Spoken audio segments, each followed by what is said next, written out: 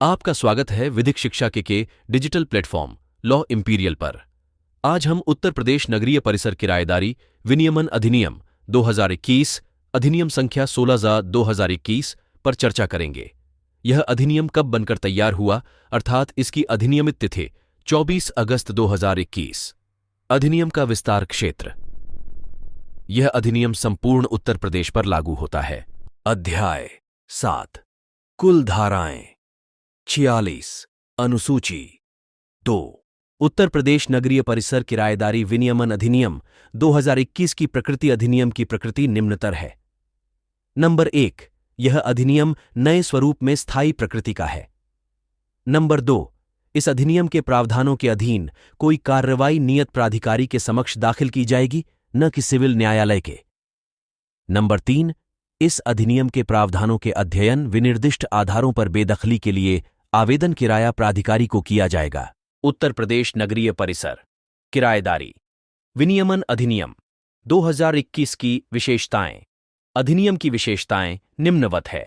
Number 1, किराएदारों और भूस्वामी को किराया प्राधिकरण को सूचित करना होता है जब वे किराएदारी करार को निष्पादित करते हैं। यदि एक पक्ष सूचित करने में विफल रहता है तो दूसरा पक्ष 1 महीने के बाद किराया प्राधिकरण को सूचित कर सकता है, ताकि वह किराए के प्राधिकरण के साथ समझौते के रिकॉर्ड को स्थापित करने में मदद करे। नंबर 2, किराएदारी करार के तहत प्रभार हैं जो सुरक्षा जमा का भुगतान नियमित किया गया है। पहले, सुरक्षा जमा राशि सिक्योरिटी डिपॉजिट स्वरूप 2 से 6 माह का किराया जमा कराने का प्रावधान था। नए अधिनियम के अनुसार आवासीय परिसर के लिए सुरक्षा जमा राशि सिक्योरिटी डिपॉजिट 2 महीने के किराए से अधिक नहीं होगा। गैर आवासीय परिसर के लिए इसे 6 महीने का किराया प्रतिभूति के रूप में जमा कराया जा सकता है। नंबर 3, यदि किराएदार किराए करार की समाप्ति के बाद किराएदारों को खाली करने में विफल रहते हैं तो पार्टियों को नई शर्तों पर पट्टे का विस्तार या नवीनीकृत करने का विकल्प दिया गया है।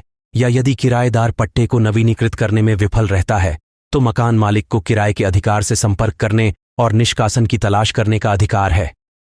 नंबर 4, यह अधिनियम एक सुरक्षा जाल देता है और घर खरीदारों का विश्वास बढ़ाता है जो किराए की आय को ध्यान में रखते हुए अचल संपत्ति में निवेश करते हैं।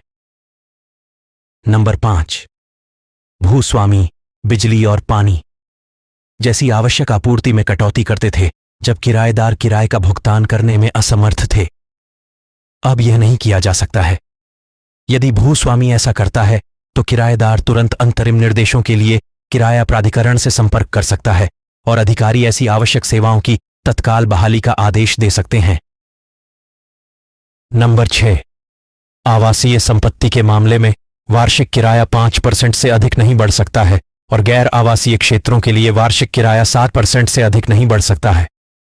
नंबर 7, अधिनियम किराएदारों को एक ढाल प्रदान करता है क्योंकि वे उपबंधों के अतिरिक्त अन्य किसी भी तरह से बेदखल नहीं किए जा सकते और भूस्वामी के अन्य उपबंधों के अधीन नहीं होंगे। नंबर 8, यदि किसी मामले में भूस्वामी किराए को अनुपातहीन स्तर तक बढ़ाने की कोशिश करता है, किराएदारों को अधिनियम की धारा 10 के तहत किराया प्राधिकरण से संपर्क कर सकते हैं और फिर किराया प्राधिकरण नए किराए का निर्धारण करेगा जो बाजार दर के साथ सराहनीय होगा। नंबर 9, किराएदारी करार को और करार का लिखित में होना अधिनियम में अनिवार्य कर दिया गया है। नंबर 10, किराएदारी से संबंधित मामलों के निस्तारण के लिए अधिनियम में किराया प्राधिकरण धारा 30 और अधिकरण धारा 32 में व्यवस्था की गई है। अब बात करते हैं अधिनियम के उद्देश्य की, जो कुछ इस प्रकार हैं।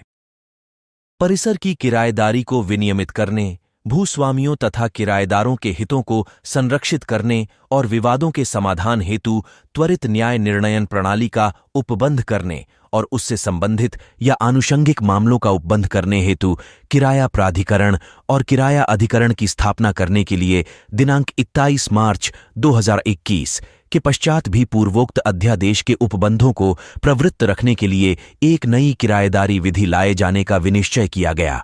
अब बात करते हैं अधिनियम के उद्देश्य की, जो कुछ इस प्रकार हैं। परिसर की किराएदारी को विनियमित करने, भूस्वामियों तथा किराएदारों के हितों को संरक्षित करने और विवादों के समाधान हेतु त्वरित न्याय निर्णयन प्रणाली का उपबंध करने और उससे संबंधित या आनुषंगिक मामलों का उपबंध करने हेतु किराया प्राधिकरण और किराया अधिकरण की स्थापना करने के लिए दिनांक 21 मार्च 2021 के पश्चात भी पूर्वोक्त अध्यादेश के उपबंधों को प्रवृत्त रखने के लिए एक नई किराएदारी विधि लाए जाने का विनिश्चय किया गया।